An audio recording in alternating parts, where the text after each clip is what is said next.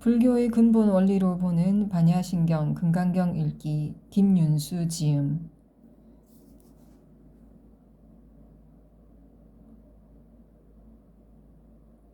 마고북스 출판사네요.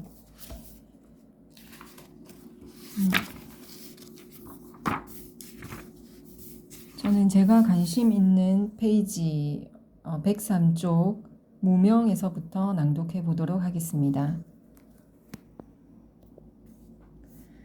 무명. 이제 우리는 12연기에 접근할 수 있는 기본적인 내용을 모두 살펴보았다. 그러면 12연기제의 첫머리에 나오는 무명부터 살펴보자. 무엇을 무명이라고 하는가? 무명은 어원상으로는 밝음, 즉 명이 없다는 것이다. 그렇다면 불교에서는 어떤 것을 명이라 하고 어떤 것을 무명이라고 하는가? 이에 관한 니까야와 아함의 정의는 일견하여 다소 상이한 표현을 하고 있다. 우선 쌍유따 니까야에서는 또한 비구들이여 무엇을 무명이라고 하는가? 비구들이여 괴로움에 대해서 알지 못하고 괴로움이 일어나는 원인에 대하여 알지 못하고 괴로움의 소멸에 대하여 알지 못하고 괴로움의 소멸에 이르는 길에 대해 알지 못하는 이것을 비구들이여 무명이라고 부른다. 라고 하고 있고 이에 상응하는 잡아함경에는 무명이란 무엇인가? 만약 전제를 알지 못하고 후제를 알지 못하고 전후제를 알지 못하며 안을 알지 못하고 밖을 알지 못하고 안팎을 알지 못하며 업을 알지 못하고 과보를 알지 못하고 업과 과보를 알지 못하며 붓다를 알지 못하고 법을 알지 못하고 승가를 알지 못하며 괴로움을 알지 못하고 발생을 알지 못하고 소멸을 알지 못하고 소멸의 길을 알지 못하며 조건을 알지 못하고 조건에 의해 일어나는 법을 알지 못하며 유익하고 유익하지 아니함과 죄가 있고 죄가 없음과 익히고 익히지 않음과 하열하고 수승함과 더러움에 물들고 청정함을 알지 못하고 분별 연기를 모두 알지 못하며 육촉 입처를 사실 그대로 알지 못하고 이러저러한 것을 알지 못하고 보지 못하며 명철함이 없어 어리석고 컴컴하며 밝음이 없고 크게 어두운 것 이것을 무명이라고 한다. 라고 설하시고 있다. 요컨대 니까야에서는 단적으로 사성제에 대한 무지가 무명이라고 설명되어 있는 반면 아함에서는 무명이 사성제를 포함한 여러 가지 법들에 의해 포괄적으로 설명이 되어 있는 셈이다. 먼저 니까야에서 사성제에 대한 무지를 무명이라고 한 것은 단적으로 오성음이 괴로움임을 알지 못하고 그 괴로움의 조건적 생성 구조를 알지 못하며 그러므로 괴로움과 소멸과 그 소멸에 이르는 길이 있음을 알지 못함으로 인하여 형성이 일어나는 것을 비롯하여 궁극적으로 큰 괴로움을 생성시키고 있음을 가리키는 것으로 이해할 수 있다. 그런데 아함경에서 이 사성제를 포함하여 여러 가지 법들을 포괄하여 설명하고 있는 것은 인과적 과정을 총괄하여 설시함으로써 총체적인 인과적 과정에 대한 무지가 무명을 구성하는 것임을 지적하고자 하는 것으로 이해된다. 왜냐하면 위 경문에 나열된 것은 모두 붓다께서 발견하신 인과관계의 법칙인 연기와 관련이 있는 것으로 이해되기 때문이다. 몇 가지만 설명해 보자면 우선 전제와 후제 및 전후제를 알지 못한다는 것은 존재의 전제라고 할 수 있는 3세, 즉 과거, 현재, 미래의 시간이라는 것이 실체로서 존재하는 것이 아니라 있었다, 있다, 있을 것이다 라는 언어 사용에 붙여진 명칭에 불과하다는 것을 알지 못한다는 것을 의미한다. 다음, 괴로움, 발생, 소멸, 소멸의 길을 알지 못한다는 것은 앞서 설명한 바와 같은 사성제에 대한 무지를 가리키는 것이고, 조건과 조건에 의해 일어나는 법을 알지 못한다는 것은 연기법을 알지 못한다는 것을 의미하는 것이다. 그리고 분별 연기를 모두 알지 못한다고 하는 것은 12연계의 뜻을 분별하여 이해하지 못한다는 것을 의미하는 것이고, 육촉입처를 알지 못한다는 것은 연기하는 인식의 구조를 알지 못한다는 것을 의미하는 것이라고 할 수 있다. 이렇게 보면 무명은 우리 삶의 현실이라고 할 수 있는 유전의 연기와 그 소멸에 이르는 환멸의 연기를 포함하는 사성제와 그 기초 원리로서의 연기법에 대한 무지를 뜻하는 것이라고 이해할 수 있다.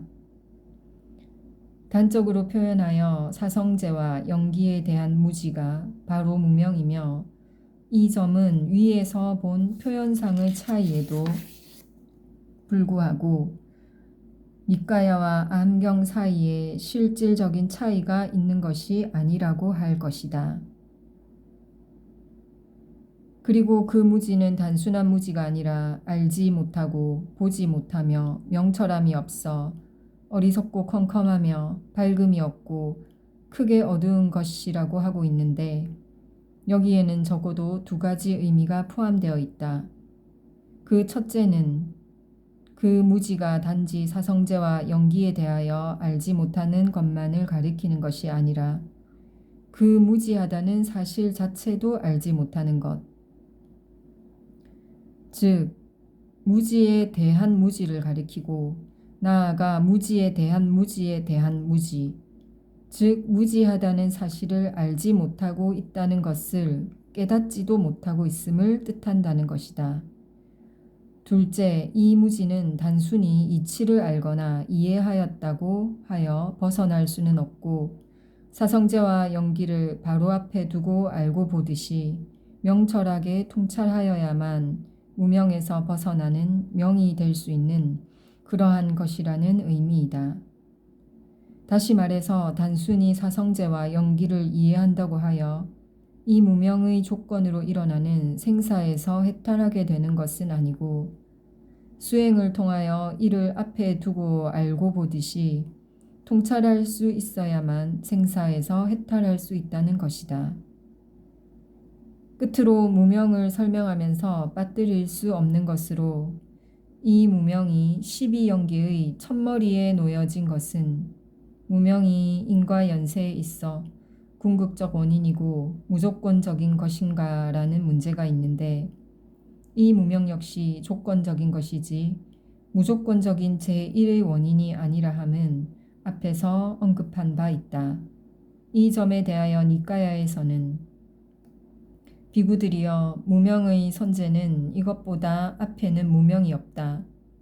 이것의 뒤에 무명이 발생한다 라고 시설되지 않는다. 비구들이여, 이것은 이와 같이 설해진다. 그렇지만 무명은 조건적인 것이다 라고 시설된다 라거나, 번뇌가 생겨남으로 무명이 생겨나고 변뇌가 소멸함으로 무명이 소멸한다 라고 설명되어 있다. 즉, 무명은 번뇌를 조건으로 일어나는 것이다. 그러면 번뇌가 제1의 원인이 아닌가 하면 그렇지도 않다는 것이니, 태어남을 조건으로 발생한 근심, 슬픔, 번민, 괴로움이 성취될 때 무명의 원인인 번뇌가 성취되고, 번뇌가 성취될 때 무명도 성취된다는 것이다. 이렇게 보면 무명, 번뇌의 원한적인 순환 구조에 의하여 무명과 번뇌는 상호 조건이 되고 있음을 알 수 있다. 그래서 니까야에서도 다음과 같이 무명의 조건인 번뇌는 역으로 무명을 조건으로 일어나는 것임을 밝히고 있다. 무명이 생겨남으로 번뇌가 생겨나고, 무명이 소멸됨으로 번뇌가 소멸한다.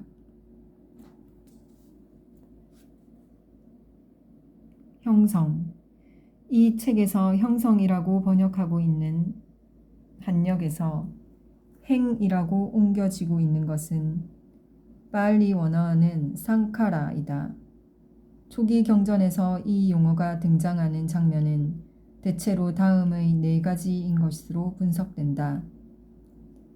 첫째는 여기에서 보는 12연기지의 두 번째 가지로서, 둘째는 앞에서 본 재행무상이라는 수러에서, 셋째는 오온의 하나인 행온으로서, 넷째는 신행, 구행, 의행이라는 세 가지 형성으로서이다. 그렇지만 이 네 가지 경우에 쌍카라라는 용어가 과연 동일하고 단일한 의미를 갖는 것인지 가늠하기 어렵고, 따라서 이들에 통일적으로 적용할 수 있는 개념 정의도 어려울 수밖에 없다. 그래서 네 가지 경우를 모두 아우를 수 있는 번역의 선택이 매우 어렵고, 이에 따라 우리말 번역도 한역의 행을 그대로 사용하거나 지어감, 결합, 형성 등 번역자에 따라 별개의 번역어를 사용하고 아예 상카라라는 원어를 그대로 사용하는 예마저 있다. 여기에서는 모양을 만든다는 뜻을 지닌 형성이라는 용어가 가장 적합하다고 생각되어 이를 사용하지만, 이 용어가 위와 같은 개념상의 다의성을 가질 가능성을 염두에 둘 필요가 있다.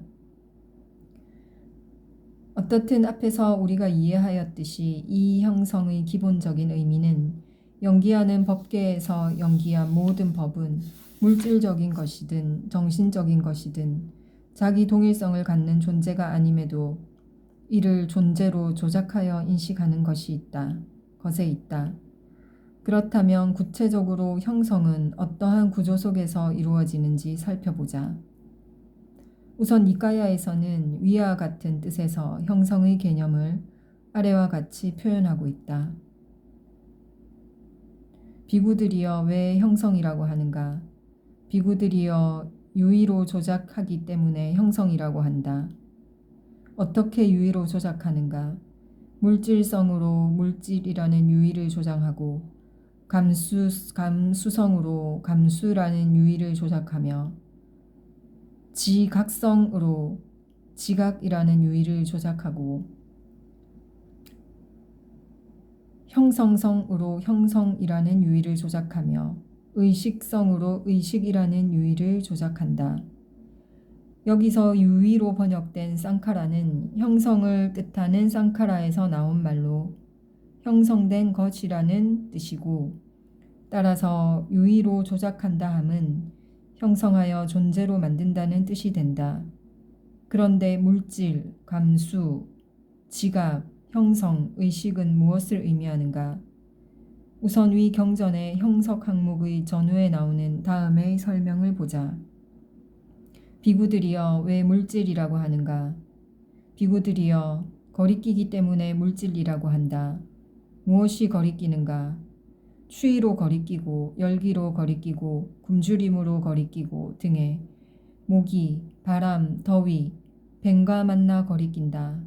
비구들이여 거리끼기 때문에 물질이라고 한다. 비구들이여 왜 감수라고 하는가? 비구들이여 느껴지기 때문에 감수라고 한다. 어떻게 느껴지는가? 즐겁게도 느껴지고 괴롭게도 느껴지고 즐겁지도 괴롭지도 않게 느껴진다. 비구들이여 느껴짐으로 감수라고 한다. 비구들이여 왜 지각이라고 하는가? 비구들이여 인식하기 때문에 지각이라고 한다. 어떻게 인식하는가? 푸른색을 인식하고 노란색을 인식하고 붉은색을 인식하고 흰색을 인식한다. 비구들이여 인식하기 때문에 지각이라고 한다. 비구들이여 왜 의식이라고 하는가? 비구들이여 식별하기 때문에 의식이라고 한다. 무엇을 식별하는가? 신맛도 식별하고 쓴맛도 식별하고 매운맛도 식별하고 달콤한 맛도 식별하고 떫은 맛도 식별하고 떨지 않은 맛도 식별하고 짠 맛도 식별하고 싱거운 맛도 식별한다. 비구들이여 식별하기 때문에 의식이라고 한다. 이를 보면 물질, 감수, 지각, 형성, 의식이란 우리에게 체험되는 물질적, 정신적 경험들이 공통되는 속성에 의하여 종합되어 존재한 것이라고 할 수 있을 것이고, 형성은 이와 같이 종합하여 존재화하는 작용을 의미하는 것이다. 구체적인 예를 하나 들어보자. 예컨대 우리가 어떤 책을 한 권을 어제 절반 읽고 오늘 나머지 절반을 읽었다. 그럴 때 우리는 이 책에 대한 두 개의 경험을 갖게 되는데 그 두 가지 경험 사이에 변화는 인식되지 않는다. 그러다가 몇 년이 지나 이 책을 다시 한번 보고자 하는 생각이 나서 서가에서 이 책을 다시 꺼내보는 세 번째 경험을 가졌을 때 책은 상당히 낡아서 처음 볼 때와 같지 않지만 그 변화는 지엽적이고 부수적인 것일 뿐이라고 생각한다. 그 결과 처음 본 책과 두 번째 본 책은 동일한 존재라고 의식하고 그 책과 몇 년 후에 본 책도 동일한 존재라고 의식하게 된다는 것이다. 이와 같이 우리의 의식은 어떤 대상이 우리의 체험에 주어지면 먼저 우리의 의식에 축적되어 있는 그 대상과 관련된 지식을 기억해낸 다음 서로 그 속성을 총괄하여 비교하여 동일성 여부를 판단하고 동일하다고 판단되면 동일한 존재로서 동일하지 않다고 판단되거나 그와 관련된 지식이 없다면 처음 체험하는 사물이라고 식별하는 과정으로 진행된다는 것을 알 수 있는데 형성은 그 동일성을 판단하여 존재로서 형성하는 작용을 가리키는 것이다. 이렇게 보면 형성은 우리의 기억과 밀접한 관련을 갖는 것이다. 우리에게 기억이 없다면 우리에게 체험된 것을 비교할 대상이 없을 것이므로 기억은 형성의 기반이 된다. 그런데 우리가 기억을 한다거나 기억된 지식과 비교를 한다거나 하는 것은 우리가 그 체험에 대하여 관심, 의도 내지 욕구를 가진다는 것을 뜻한다. 우리가 어떤 것에 대하여 관심이나 의도, 욕구가 없다면 그것이 우리의 체험에 제공되어도 그것을 기억하거나 비교하거나 동일성을 판단하거나 하지 않기 때문이다. 그런 점에서 형성은 관심, 의도, 욕구와 밀접한 관련이 있는 것인데 그 점을 경전은 아래와 같이 표현하고 있다. 비구들이여 형성이란 어떠한 것인가? 비구들이여 그것들 가운데는 6가지 의도의 무리, 즉 형상에 대한 의도, 소리에 대한 의도, 냄새에 대한 의도, 맛에 대한 의도, 감촉에 대한 의도, 사물에 대한 의도가 있으니 비구들이여 이것을 형성이라고 한다. 불교에서 업은 형성으로도 표현되는데 형성이 업으로 연결되는 근거는 이 의도에 있다. 앙구따라 니까야에는 이를 나타내는 다음과 같은 내용이 있다. 의도를 비구들이여 업이라고 나는 말한다. 의도한 뒤에 신체적으로, 언어적으로, 정신적으로 업을 짓는다. 그런데 우리에게 체험된 위책은 과연 동일한 존재인가? 지금까지 우리가 고찰해온 바에 의하면 연기하고 있는 이 법계에서 자기 동일성을 갖는 존재라는 것은 있을 수 없으므로 처음 본 책과 두 번째 본 책도 동일한 존재가 아니고 몇 년 후에 다시 본 책도 처음 본 책이나 두 번째 본 책과 동일한 존재가 아니다. 그럼에도 우리가 동일한 존재라고 의식한다는 것은 처음의 경험과 두 번째의 경험 사이에는 변화가 미세하여 그 변화를 느끼지 못했기 때문이라고 할 수 있고 몇 년 후에 이를 보았을 때는 변화가 눈에 띄기는 하였지만 그것은 근원적이고 본질적인 것이 아니라 지엽적이고 부수적인 것이라고 생각하였기 때문이라고 할 수 있을 것이다. 그렇지만 우리가 배워온 연기법의 원리에 의하면 처음 두 번의 경험 사이에도 우리에게 느껴지지 않았을 뿐 변화가 있었을 것이고 몇 년 후에 다시 보았을 때 우리에게 감지된 변화는 부수적이고 지엽적인 것이라는 우리의 인식과는 달리 속성상 당연한 변화로서 본질적이며 근원적인 것이라고 보아야 한다. 다시 말하면 연기법에 무지하기 때문에 우리는 그 경험 사이의 본질적이고 근원적인 변화를 알지 못하여 존재로 형성한다는 것이다. 12연계의 첫머리에 무명을 조건으로 형성이 있게 된다는 것은 이것을 가리키는 것이다. 그리고 이 변화를 알지 못한다는 것은 단순히 그 변화를 느끼지 못하고 이해하지 못한다는 것을 의미하는 것에서 나아가 그것이 본질적이고 근원적인 변화임을 눈앞에서 보고 알듯이 통찰하지 못한다는 의미이다. 그러나 그러한 차이가 우리의 삶에 무슨 큰 의미가 있겠는가라는 생각이 들 수 있다. 사실 그것은 우리의 일상생활에는 별다른 영향을 주지 않는다. 그 책이 동일한 존재가 아니라 연기하는 법이라 해도 그것이 우리가 필요로 하는 동안 필요한 용도에 사용될 수 있다면 그것이 존재인가 법인가에 대한 무지는 우리의 생활에 아무런 영향이 없다. 그런데 문제는 우리의 일상생활에 있는 것이 아니라 이것이 우리를 끊임없이 생사에 유전하게 하는 조건이 된다는 데 있다. 다시 말해서 이것이 바로 우리의 고통의 뿌리가 되기 때문에 불교에서는 이를 중시하는 것이므로 이 점을 항상 염두에 두고 있어야 할 것이다.